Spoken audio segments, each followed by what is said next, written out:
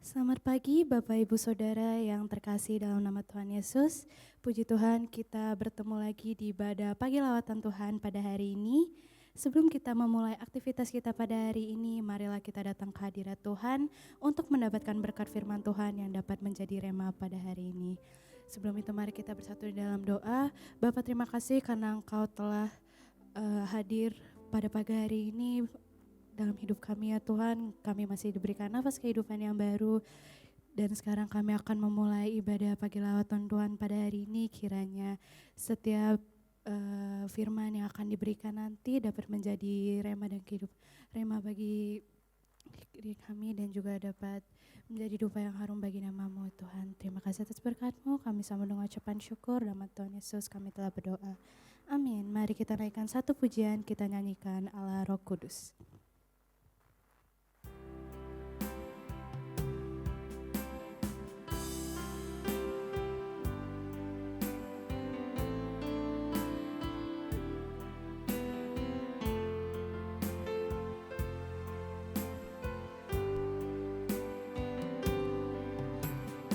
Yesus Tuhan ditinggikan, dimuliakan dan naik ke surga. Dia berikan Roh Kudus-Nya, menguatkan dan menolong selalu. Sungguh ku rindu bersekutu denganmu selamanya.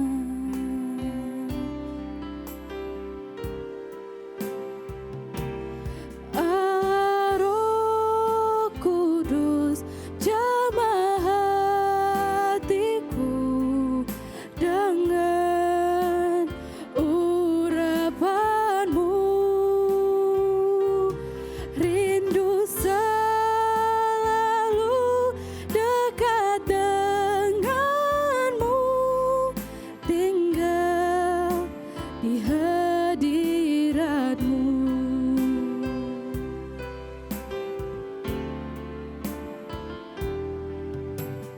Yesus Tuhan ditinggikan, dimuliakan dan naik ke surga.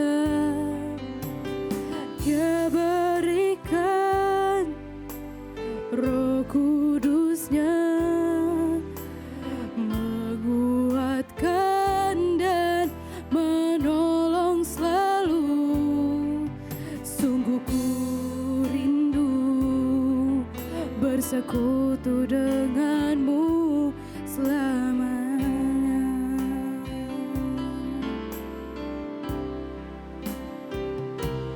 Allah Roh Kudus, jamah hatiku dengan urapanmu.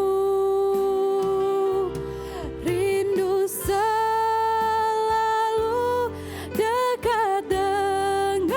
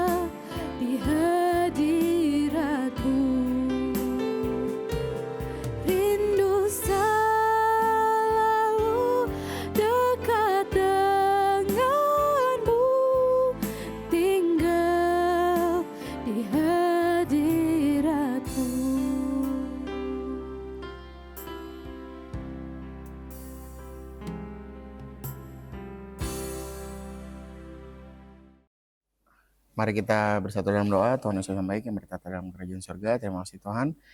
Dan sekarang kami ingin mendengarkan firman-Mu. Bertatalah bagi kehidupan kami. Kiranya firman-Mu dapat kami aplikasikan di kehidupan kami sehari-hari. Terima kasih Tuhan, kami sudah berdoa dan mengucap syukur. Haleluya, amin.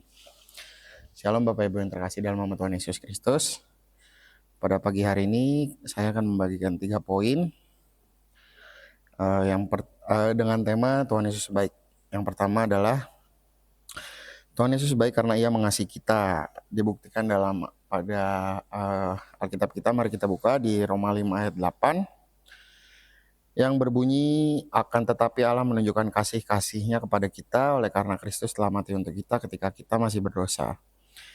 Yang menandakan bahwa Yesus tidak menunggu kita jadi sempurna untuk Dia mengasihi kita, atau bisa dibilang Dia tuh mengasihi kita nggak pada suatu saat tertentu. Dia mengasihi kita setiap saat.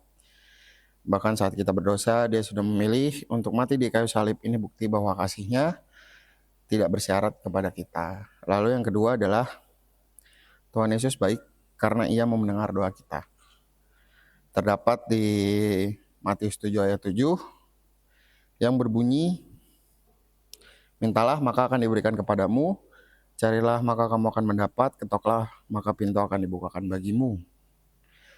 Yang berarti bahwa saat kita berdoa, sebenarnya itu Tuhan Yesus dengar apa doa kita. Dia tidak menutup telinga dan Dia tidak menutup mata dengan setiap doa kita dan pokok doa kita, apa masalah hidup kita yang kita rasakan. Dia juga menjawab, dan Dia selalu menjawab dengan cara yang terbaik. Jadi apapun masalah Bapak Ibu, pergumulan Bapak Ibu, percayalah bahwa Tuhan Yesus menjawabnya dengan cara yang paling terbaik. Yang terakhir adalah Tuhan Yesus baik karena Ia tidak pernah meninggalkan kita. Ada di ayat di kitab Matius 28 ayat 20. Kita baca bersama-sama. Dan ketahuilah, aku menyertai kamu senantiasa sampai kepada akhir zaman. Ini berbicara tentang Tuhan Yesus itu baik dan tidak pernah meninggalkan kita walaupun sampai nanti akhir zaman sekalipun.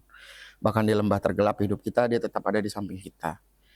Nah, Bapak Ibu, untuk menutup renungan pada pagi hari ini, saya mempunyai satu kesaksian yang akan saya bagikan kepada Bapak Ibu Saudara sekalian.